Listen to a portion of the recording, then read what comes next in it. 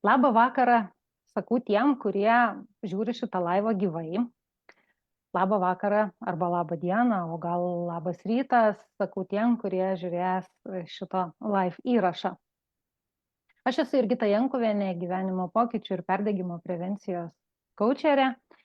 Ir tradiciškai, kaip ir prieš 2 savaitės, taip ir šiandien tradiciškai eteryje tinklalaidė kasdienių herojų istorijos ir pokalbiai apie gyvenimo pokyčius. Šis tinklalaidės epizodas jau yra 16.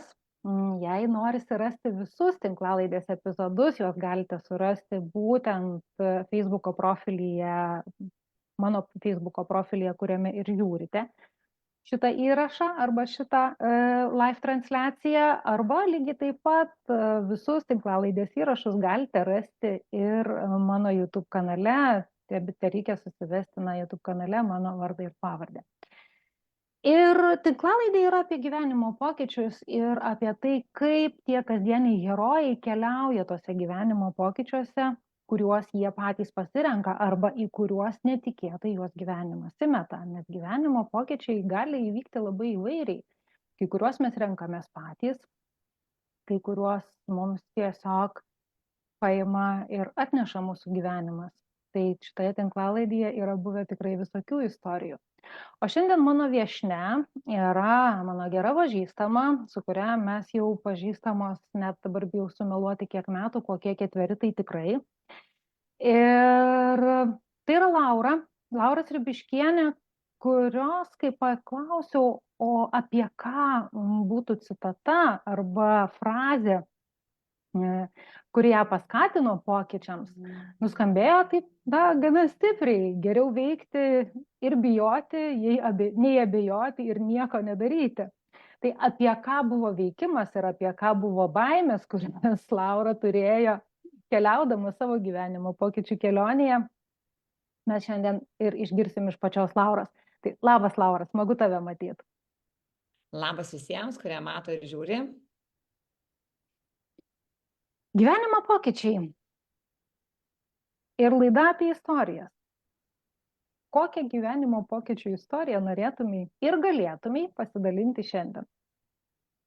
Žinai, vakar toks sutapimas, atsigulėjau lovoje ir po tokio įtempto savaitgalio, nes buvo daug visokių saviugdų, konferencijų, seminarų, natūraliai vyko savirefleksija ir buvau pilna visko ir tokia būsena, kai norėjusi nurimti.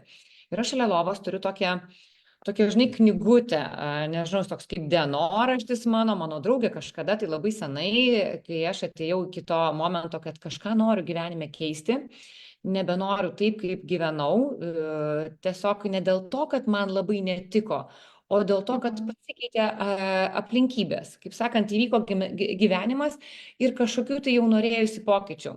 Ir jinai man padovanojo, gal žino, tikriausiai čia ir klausytojai žino, yra tokia knyga The Secret, paslaptis, ir turi tokį dienoraštį. Tai aš gavau dovanų dienoraštį ir vakar, ir iki šiol, įsivaizduok, ten 2000, man atrodo, 13 metų, tas dienoraštis guli mano pirmam stalčiuje miegamoje lentynoje, toje spintelėje. Ir vakar aš įsitraukiau ir galvoju, tai kur aš esu, tai ko aš nuėjau, kas aš tokia. Ir aš tiesiog natūraliai atsiverčiau jį ir pradėjau ieškoti, žiūrėti, ten buvo daug dėkingumo praktikų, ten buvo daug minčių užsirašyta, aš turėjau kažkokį tai norą, bet aš niekaip nesupratau, kokį norą aš turiu. Aš tik žinau, ko aš nenoriu, bet ir tai abejojau, ar tikrai aš nenoriu, ar tikrai yra gerai to, ko aš nebenoriu. Tai tas pokytis toksai buvo, žinai, aš labai sugalvojau tokia, kaip, žinai, kurti moters mokyklą, nes dar prieš kiek tų metų, 14 metų, apie saviugdą, tikrai nebuvo daug kalbama, nebuvo labai populiaru, žinai, viso to, bet kaip tai turėtų atrodyti, kas ten turėtų dėliotis, kokie ten klientai turėtų ateiti. Ir, žinai, kaip nors bandydavau kam nors tyliai pasakyti, mane iš karto užversdavo, tai čia pasirašyk 5-mečio planą, tai čia vizija, misija. Nieko nežinau, kažkur tai čia burbuliukas buvo, kažką noriu įkvėpti, daryti, bet tai baisu, nes mano darbas tai finansų srityje, ten užtikrinta stabili alga, gera apmokama, visos garantijos. Ir kai išėjau į vaiko motinystės atostogose, tiesiog suprantu, kad reikės grįžti, bet suprantu, nėra noro grįžti, nes turiu šeimą ir jinai didėja pas mane. Tai va, tai tada pokyčiai prasidėjo, užsimerkiau ir galvojau, nu pabandysiu, tiesiog pažaisiu. Aš nutariau į tai pažiūrėti žaismingai, be jokių verslo planų, be jokių strategijų. Tiesiog šiam momentui padarysiu vieną mažą žingsnį, ko pasekoje po to, ir kai žinai, mes Mastermind metodo irgi labai gerai mokė, tai tokiu jau ten tais 2013-2014 metais dėliojau tuos mažus žingsnelius. Ir kai dėlioju mažus žingsnelius, ne tai baisu pokyčiams. Ok. Aha, tai vienas momentas, ką girdžiu, tai išdrįsti tiesiog žengti tą patį pirmą žingsnį, ar ne? Tai, Laura, ar gerai suprantu, kad visgi tas tavo pokytis, kaip suprantu, finansai buvo tam tikrą prasme padėti į šoną. Ir tu žengiai, vat, kaip sakai, užsimerkiau ir žengiau, ir tu žengiai į tą saviugdos, į moters savirealizacijos pasaulį. Ar gerai girdžiu? Taip, žengiau, žinai, į naują ampluą, į verslininkės ampluą, kur neužteko tik skaičiuoti finansus ir dėlioti prognozes. Reikėjo marketingo, reikėjo planavimo, reikėjo strategijos, reikėjo tvarkytojos, valytojos, sąskaitų, visko reikėjo. Ir komandą sukurti reikėjo. Tai visiškai buvo viskas nauja ir baisu. Ir žinai, ir iš tokios asmenybės kaip aš, super tos perfekcionistės, tai bijojau baisiausiai susimauti, nes bijojau pripažinti, kad nemoku. Norėjau atlaikyti kaukę tokią, žinai, tą poziciją. Ir net jeigu man skambindavo koks nors klientas, ką aš sugalvodavau ir žviegdavo vaikai, aš bėgdavau į tualetą vos ar kažkur tai ir kalbėdavau, kad tik niekas negirdėtų mano fono.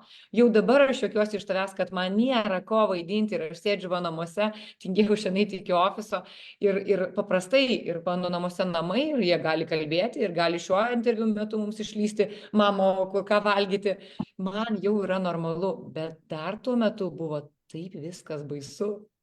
Taip, tai buvo prieš maždaug 10 metų, teisingai? Kokių gerų 13 kokių metų. 13-10 metų. Bet nepaisant to, tu žengiai, bet kas buvo tas katalizatorius? O tas katalizatorius, kur tu sakai, nebenoriu to, kaip yra, noriu kažkaip kitaip. Dar nežinau kaip, bet noriu kažkaip kitaip. Vis tiek kažkokia ta kibirkštis, nežinau, kažkokia ta sėklytė, jinai vis tiek tavyje gyvena. Kas tai buvo? Galbūt, žinai, aš per daug patirdavau įtampos darbe ir tokia visiškai, žinai, įpaišymas į rėmus. Atsikeli ryte, pavalgai, išeini į darbą, atidirbi tenais, tada grįžti, vakare nieko aš nebenoriu, savaitgalį pusę aš pramiegodavau arba prisimdavau darbo į namus, pradirbdavau, kol vieną dieną man vyras ultimatumą nepasakė, iki pat gimdymo aš dirbau, bet aš tiesiog mėgau tą darbą ir man atrodo, kad aš gyvenu patį geriausią gyvenimą. Bet viskas vyko, kai gimė vienas vaikas, tada aš dar galvoju, pabus pusę metų ir grįšiu atgal. Bet prasidėjo toksai, žinai, asmenybės plėšimasis. Ir norisi tenai save realizuoti, nes ten aš buvau suvertę. Aš ten turėjau savo kažkokią tai, žinai, vertę. O kas aš namie? Bet motinystė vis tiek mane ten plėšavo, žinai, kad ten mažas tas vaikas, tu sakytum, žiūri. Na ir tada aš jau čia, ta prasme, vis 50-50. Ir tą dieną, kai aš nutariau grįžti dėl to į darbus, aš sužinau, kad aš laukiuosi. Ir viskas. Ir tada aš suprantu, kad aš turiu žengti kitą žingsnį, nes to žingsnio šiam momentui nežengsiu. Tai mano kibirkštis buvo tokia žinia. Ok. Žodžiu, tam tikra prasme, tai ką aš pradžioje ir minėjau, kažkas pokytį daro visiškai sąmoningai apsisprendęs, o kažkas įgauna tiesiog paskatinimą iš šalies, jeigu taip galima išsireikšti, ar ne? Fainai. Tai, bet žiūrėk, tu dabar nusprendai, momentas. Kaip ten, žinai, kaip toj pasakoje apie auksinę žuvelę, ar ne? Dabar aš nenoriu būti tuo, noriu būti kažkuo tai kitu. Tu nusprendai būti verslininkė. Minėjai, kad kai nešeisi darbą į namus, vyras paskelbė tau ultimatumą.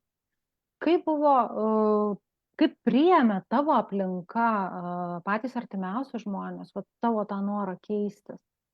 Keisti situaciją, apskritai iš esmės, nežinai, nusamdomas darbas, tarsi uždarai duris, viskas.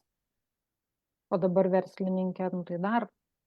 Žinai, kai aš dar buvau vaiko priežiūros atostogas, tai žiūrėjau, kad taip, kad Laura pasižais ir Mm. nu, va, kadangi čia aš tokia veikli, man vis reikėjo veiksmo, tai va, nu, va, pasižaisi ir čia labai gerai va, save realizuoti, kol esi vaiko priežiūros atostogos ir po to grįši į darbus.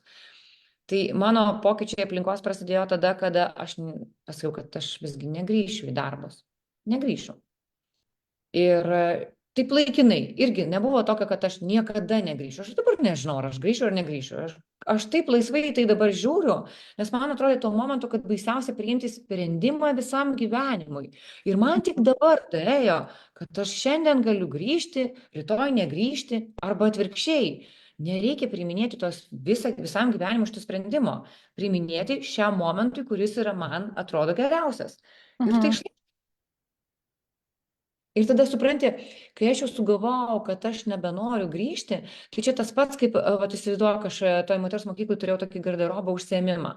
Ir jeigu aš nueinu su draugė į parduotuvę ir įsirengu kažkokį tai kitą stilių man nebūdingą, ką pasako geriausia draugė? Kažkaip nefaina, kažkaip netinka, nes jinai mane mato šitame rūbe. Ir jeigu jinai mane visą laiką mato su suknelėm ir aš užsidedu kelnes, nu, jinai sako, nu, kažkaip Laura, ne taip tau tos kelnes.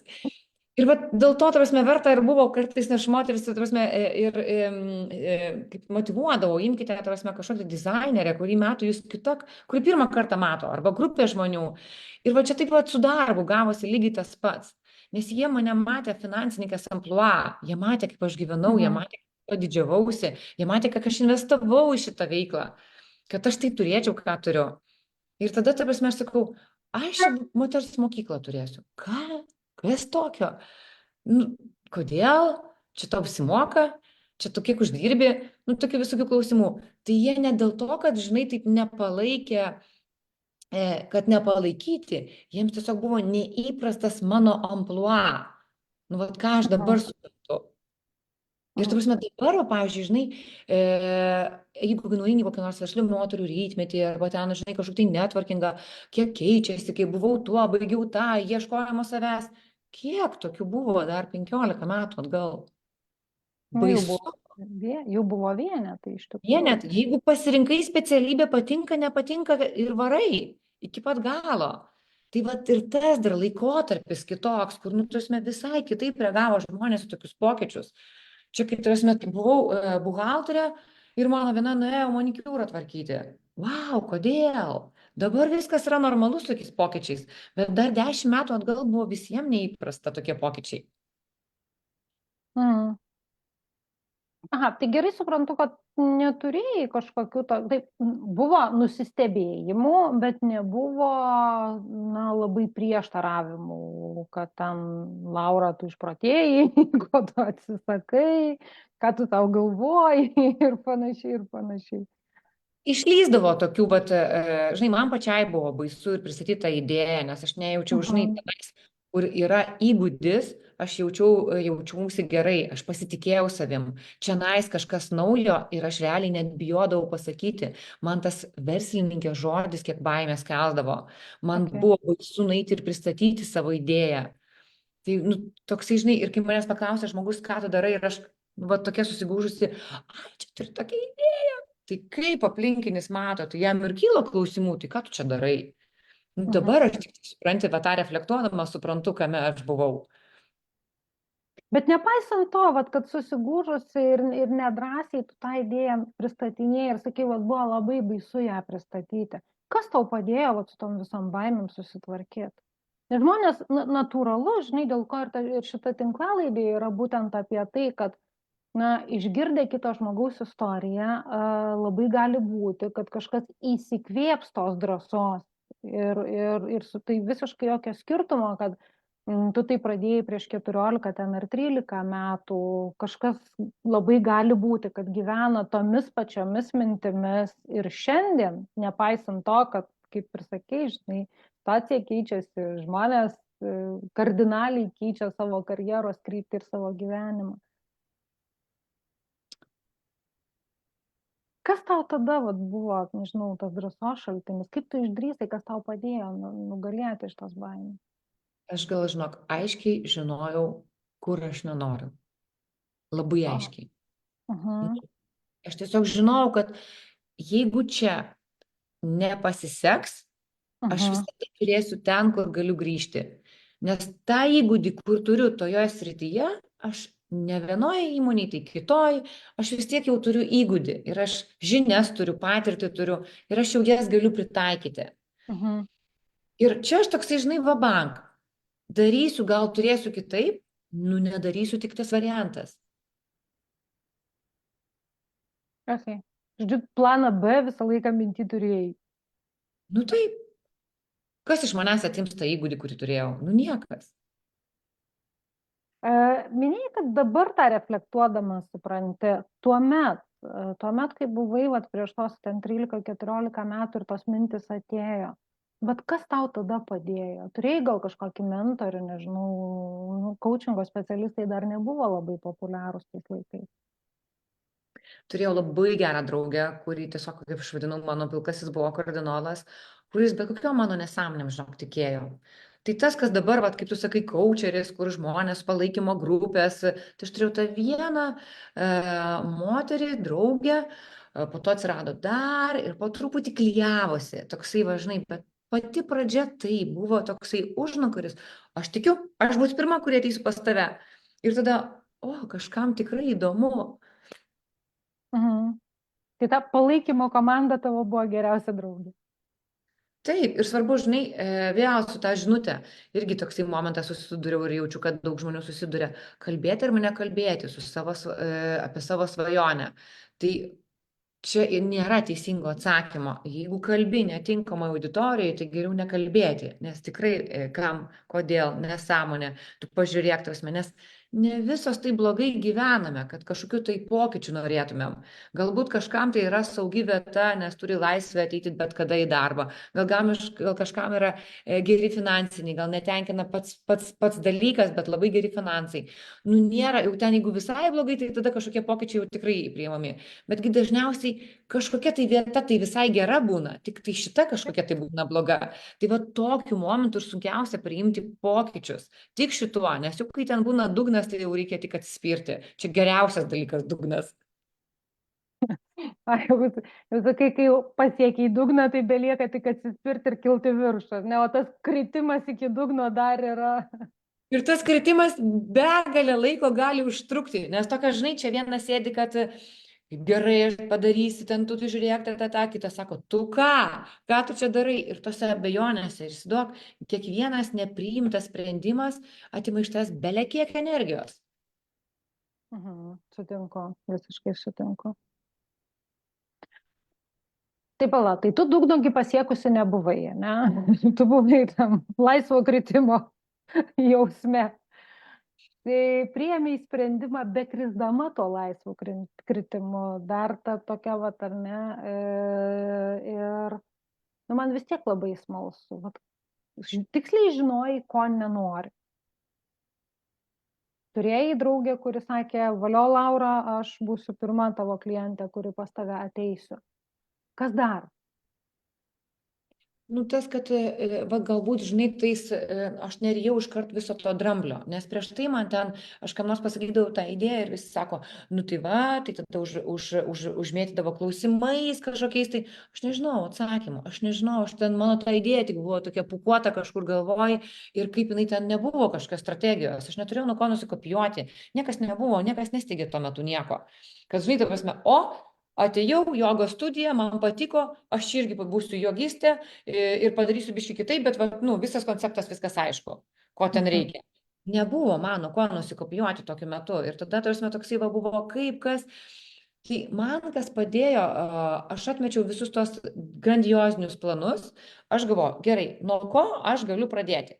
Taigi, pavyzdžiui, jeigu sugalvočiau kepti kažkokius tai, žinai, keksiukus ir juos parduoti, tai greičiausiai padaryčiau kažką tai iškepčiau ir savo Facebook'am draugams, gal norite, va, idėjai, kokią mugę nuvažiuočiau. Nu, tiesiog pasikalibruoti. Tai aš padariau tokį, žinai, suorganizavau susitikimą, paėmiau kažkokį, tai suradau žmogų, kuris pravestų tą temą, apskambinau savo draugėm, gal tu nori ateiti. Aš pradėjau nuo visiškai kitos pusės. Tiesiog tokį padaryti, žinai, kaip žaismingą, pasikalibruoti, pasitikrinti ir kad toliau pati įsigryninčiau, į kur man eiti, nes aš tikrai nesupratau, kur aš einu. Ok, supratai, išsigryninai, su baimėm susidraugavai, kaip ten sakai, geriau nerti iš karto, ar ne, negu ten abejoti ir laukti, kol kas nors padės apsispręsti. Turėjai palaikančių žmonių, turėjai tokių, kur, na, sakė, gal tu visgi gerai pagalvok, ar ne? O kokių buvo daugiau? Tų kurie labiau palaikė? O tokių kaip ta tavo draugė, kuris sakė, o Laura, aš būsiu ta tavo klientė pirmoji. Ar tų tokių, kur suko tau pirštą prie smilkinio ir sakė, nu, visai.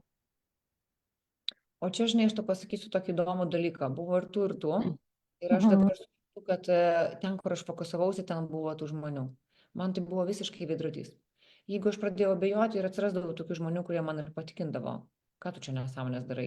Jeigu aš pradėdavau savim pasitikėti, kad aš tai padarysiu, aš galiu, juk tai smagu, juk tas ir tas, aš mačiau vertę, aš mačiau, kad ten buvo tokį, žinai, vidinį jausmą turėjau. Ir tada ateidavo žmonės, kurie, man tą patį ataidėdavo. Nu tai iš tiesų labai buvo svarbu ir aš dabar skau peržvelgiau savo tos užrašus, nes ten visiškas buvo toksai, žinai, savęs pozityvas.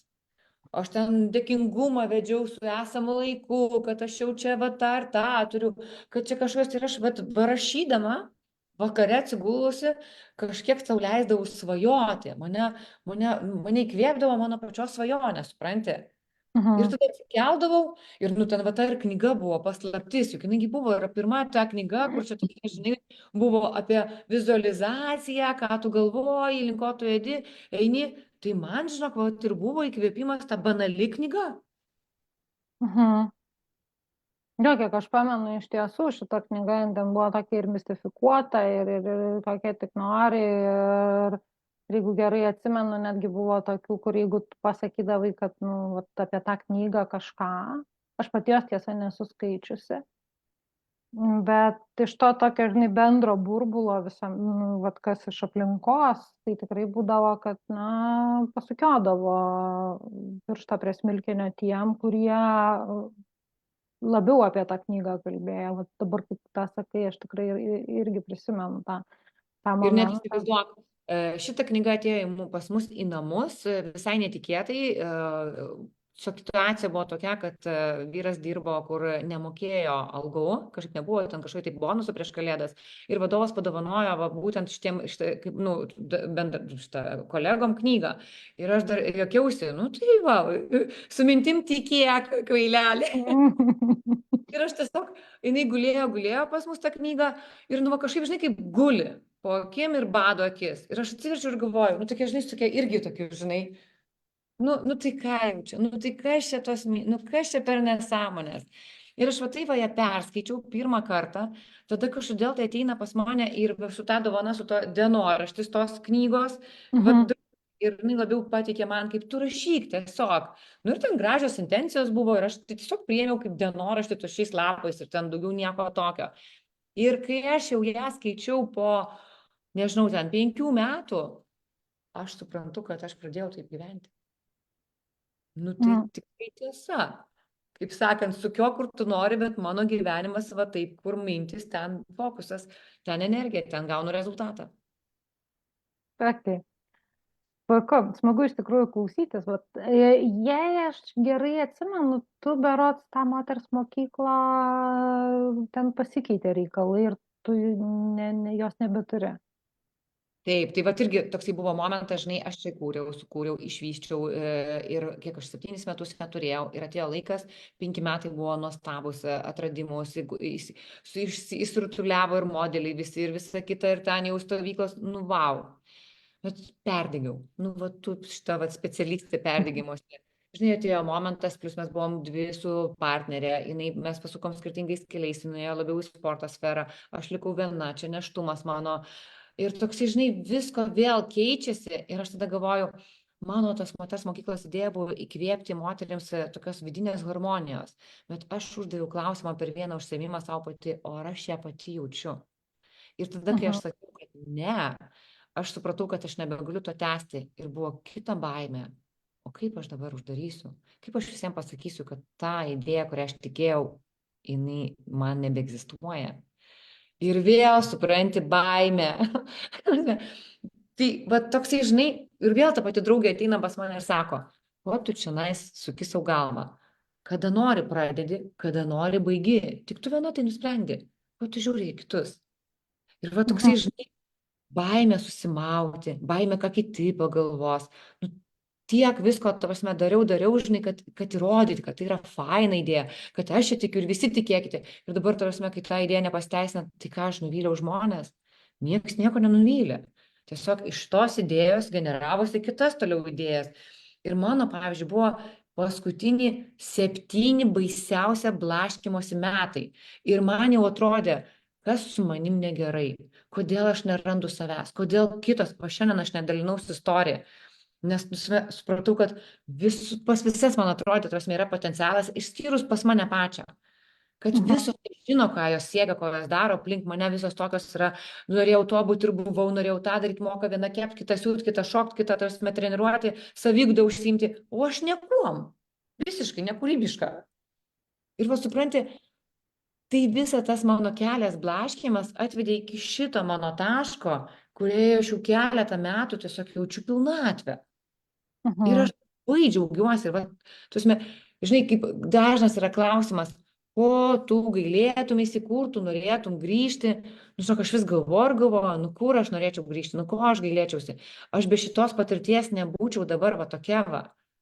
Nu kaip aš galiu, atsakyti savo, pakeisti kažką tai, kažkokią tai pamoką pakeisti. Taigi jeigu aš pakeičiau kokią nors pamoką, kokią nors išgyvenimą, tai aš neišmokčiau, aš nepaaugčiau. Kitaip tariant, visa tai, ką tu gavai iki šio momento, tai yra, pavadinkim, būtinosios patirtys, kad šiandien tu būtumai tokia, kokia esi dabar, ar ne? Būtinos. Nu, tu žinai, noriu gimti. Tai kaip vyksta gimimas? Nu, tiesiog yra procesas ir kitaip nebus. Kad gimtų žmogus, jisai turi išlysti iš moters. Kito kelio nėra. Nėra.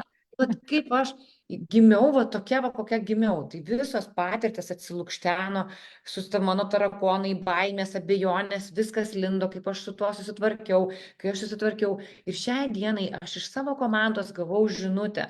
Čia neatsimenu, kaip jinai traktuoja, bet apie įkvėpimą.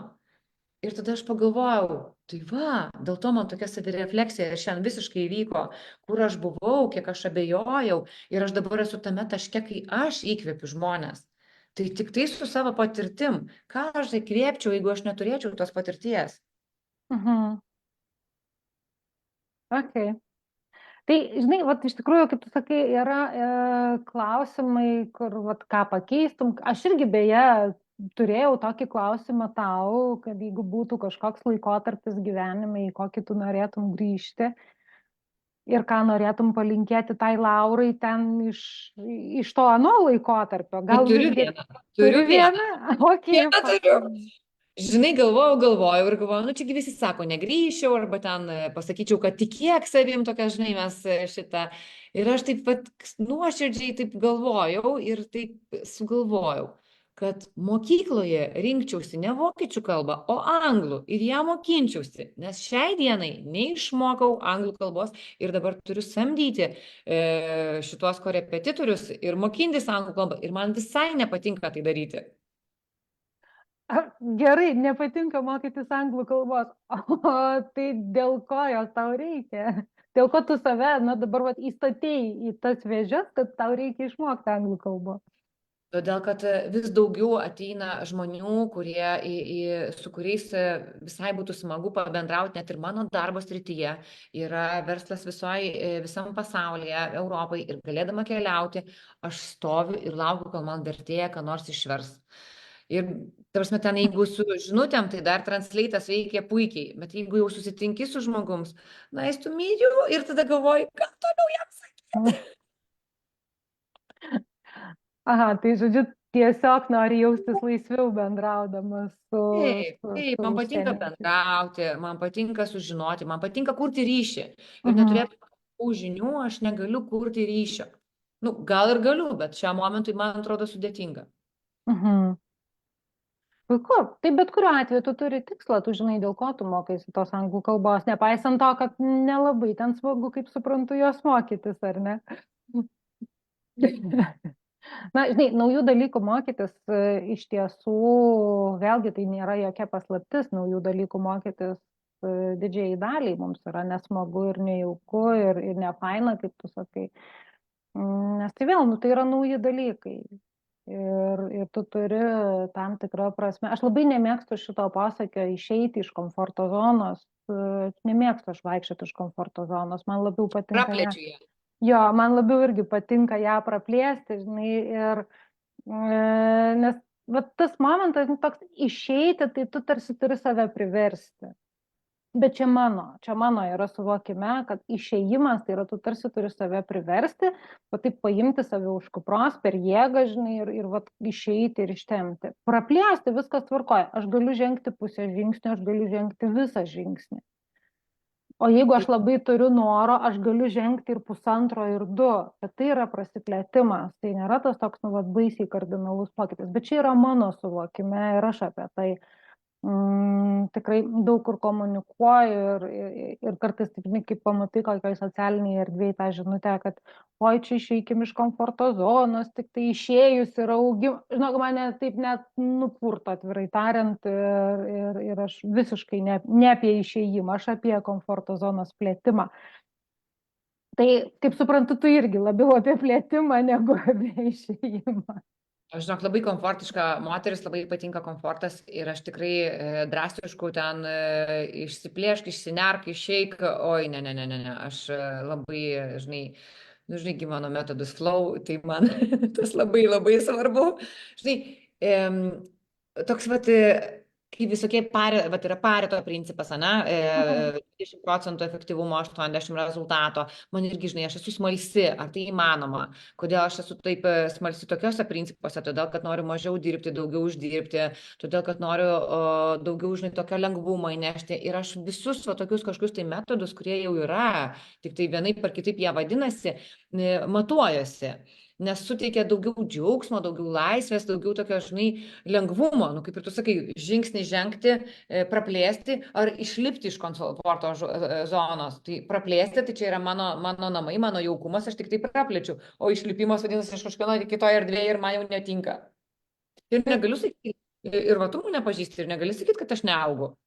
Ir dar kaip augu. Tikrai augi, jo, tai visiškai, kiek aš tave matau, kiek aš tave stebiu socialiniai erdvėje, galbūt mažiau šiaip tiesiog bendraujam, ar ne, buvo laikas, kai bendravom daugiau, kol mokėmės mastermind pas Mariną, bet dabar mudvi šiaip karts nuo karto tik susirašom ir pabendraujam, bet kuriuo atveju tikrai augi ir viskas su tavo augimu ir su tavo pokyčiais, kuriuos aš matau, yra tikrai viskas labai pozityvu ir labai gerai.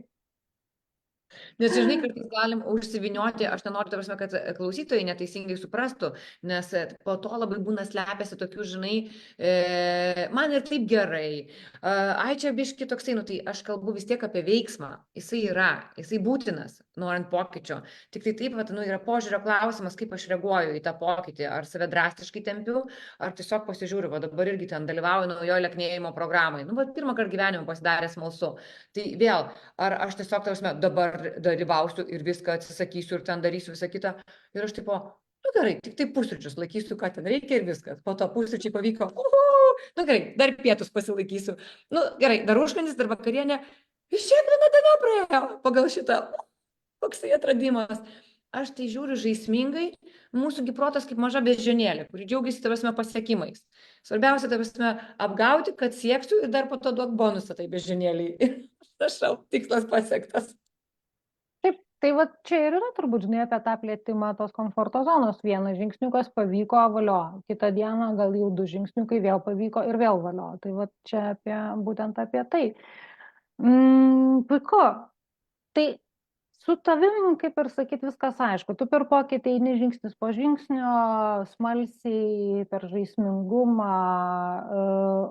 Ką norėtum, Laura, palinkėti šitos tinklalaidės žiūrovams, kurie vis dar galbūt neišdrįsta arba turi kažkokių, nežinau, baimių, dvejonių pradėti tą pokytį arba eiti į tą pokytį? Tai galvoti, kad jau pradėti laikas galvoti, kad jau noriu pokyčių. Norėti, pradėti tokias sukioti mintis, kad jau noriu. Žinai, vat aš sportuoti norėjau, bet tik norėjau. Ir 2 metus norėjau. Bet aš 2 metus, nes sportas man tas pats buvo kaip su anglų kalba. Ir 2 metus aš vizualizavau, kaip aš sportuoju. Man tikrai buvo sunku. Sporto.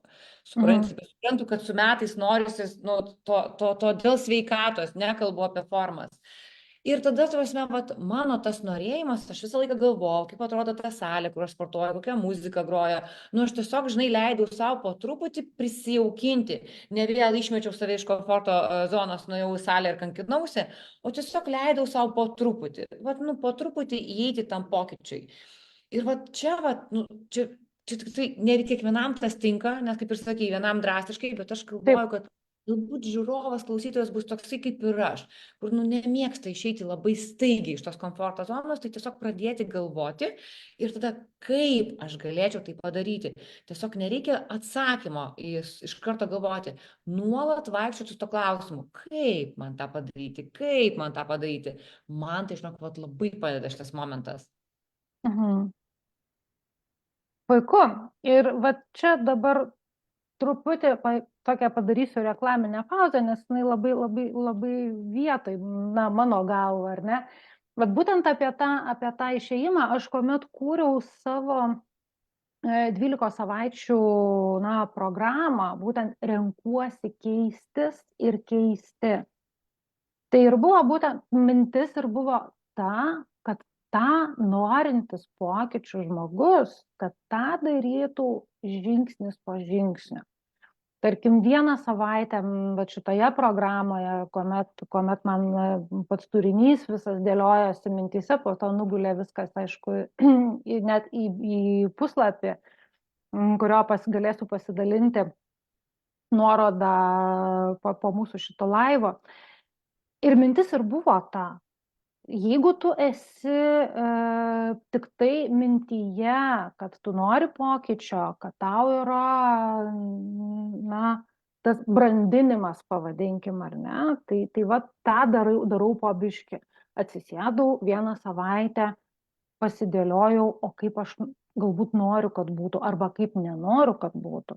Vat atsakau savo klausimą, tiesiog 1 klausimą per visą savaitę, tarkim, ar ne. Kitą savaitę atsiranda tada, toje programoje atsiranda pati idėja, o kokie įsitikinimai mane stabdo, arba kokios nuostatos mane stabdo. Vat tie visi velniukai, kurie sėdi ant peties ir sako, nieko čia tau nebus, nieko čia nevaldysi, žodžiu, visi šitai. 3 savaitę vėl yra kiti momentai. Iš principo, pati ta 12 savaičių programa, realiai ji yra sudėliota, man čia visai nesenai, apskritai dar irgi gimė toks vizualizacija, kaip tu sakai, tokie 3 didžiuliai blokai. Tai yra tam tikra prasme atsigavimas, kai aš jau su savimi jau atsigaunu, jau susidraugauju su savo mintim ir su viskuo, tada kitas blokas yra, kitos 4 savaitės yra sustiprėjimas, kai aš žinau, kur mano stiprybės, ką aš moku, ką aš galiu, kur aš noriu eiti. Ir kitos 4 savaitės, tas 3 blokas, jau tada yra planai, tada yra veiksmai, tada yra keliavimas į priekį, į pokytį. Tai va tai, ką tu sakai, man labai atliepia, žinai, ir tikiu, kad tikrai tokių žmonių yra šitos tinklalaidės žiūrėtojų tarpe ir tikrai vat, galvoju, kad tai bus tikrai aktualu, tai būtent apie šitą programą pasidalinsiu nuorodoje po to, kad būtų galima ją daugiau pasidomėti ir paskaityti. Ir vat, labai ačiū tau už palinkėjimą. Dar yra vienas paskutinis klausimas. Tu jau jį atsakei iš tiesų, bet šitos tinklalaidės nauja rubrika atsakyk į klausimą, kurį uždavė prieš tai buvusios tinklalaidės viešnia arba svečias. Tai Renata, kuri prieš tai buvo mano tinklalaidės viešnia, paliko tau klausimą, aš jo pasidalinau su tavimi iš anksto. Ir jos klausimas buvo, ar esi paskatinusi kitą žmogų pokyčiui. Tai tavo pasakojime jau nuskambėjo tas atsakymas, bet gal gali pasidalinti istoriją, jeigu gali. Istorijų šiai dienai esu daug tokių pokyčių padariusi ir net dabar galvoju, pasakysiu visiškai paprastą. Susitikome su draugė išgerti kavos. Ir aš kažkaip, kadangi mano 3 draugės yra, įsivaizduok, veda treniruotės, o vat aš su sportu nesusidraugauju. Ir man, aš neprisimenu, kaip mes išsikalbėjome, bet praeina kažkiek laiko, jinai ateina pas mane ir sako, tavo įkvėpta, aš tai padariau. Ir kas tai tokio? Ir jinai man padovanojo kalendorių, kuriame yra, pavyzdžiui, spalio mėnuo, 1 minutę daryti 1 pratimą. Tokiai kaip man. Tai, čia tokia maža smulkmena, bet tai kaip faina susitikti pokalbio metu, aš tikrai jokių konsultacijų nevedu, man labai patinka gerti kavą ir man patinka nepletkinti, kažką apkalbėti, o tiesiog kas, kaip, ką atradau, kaip prisitaikiau, jau žmonės aplinkui visai kitaip sukasi aplink mane. Ir va tokiu pokalbio metu geriant kavą kyla idėja vienokią ar kitokią padaryti, nusipirkti, investuoti gausos programą. Tai aš šiai dienai, aš jau jos, man atrodo, 2 metus nebedarau, šiai dienai aš gaunu žinučių, kaip aš įkvėpiau su nuotraukom, kokie pas žmonės įvyko pokyčiai, dėl to, kad ten paskatinau tą ar tą. Tai, kaip tiesiog, toks, žinai, šiurpai eina. Ir atrodo, nei kažkokio tai burtų lasdos turiu, nei ten kaučinau atsisėdusi, žinai, kažką tai. Tiesiog kažkaip tai, žinai, iš to patirties, kurią patyriau, kurią pergyvenau, suvirškinau ir daug paprasčiau, aš moku įvilgti žodžius į paprastą dalyką. Ne visi specialistai, net ir man einant tuo keliu, ne visi specialistai gali tinkamai nukreipti žmogų, kad jisai nepasimestų. Nes jeigu jam užduoda daug klausimų, jisai pasimeta ir išsigąsta. Ir svarbiausia pajusti žmogų, kada jo akis nustoja mažiau šviesti. Ties to momentu ir sustosiu informaciją. Nes jeigu aš pasakysiu daugiau, jisai nepadarys nieko. Ir čia toksai, žinai, įkvėpimo burtas yra pasakyti mažai. Smagiai nuskambėjo, pasakyti mažai. Ir vėlgi tie patys maži žingsniukai, ar ne? Grįžtam vėlgi prie to paties. Puiku.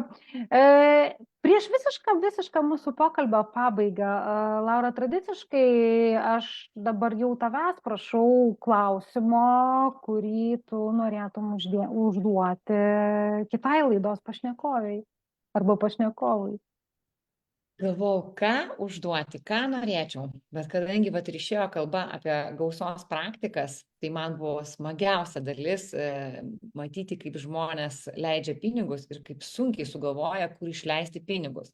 Tai klausiu, pašnekoviai, kokius 3 materialius dalykus įsigytų, jeigu neribotų niekas, jokie finansai, išskyrus investavimas ir skolų grąžinimas. Tiesiog 3 materialūs dalykai man, tik tai man. Tau. Dvasiniai. Tau. Tau. Jokių investicijų, kad nusipirksiu, investuosiu. Aš esu pilna, aš esu gausoje. Man nereikia galvoti apie investicijas. Ką šitoj būsenai, kokius 3 dalykus aš nusipirkčiau. Pačiam momentui tau. Labai smalsu.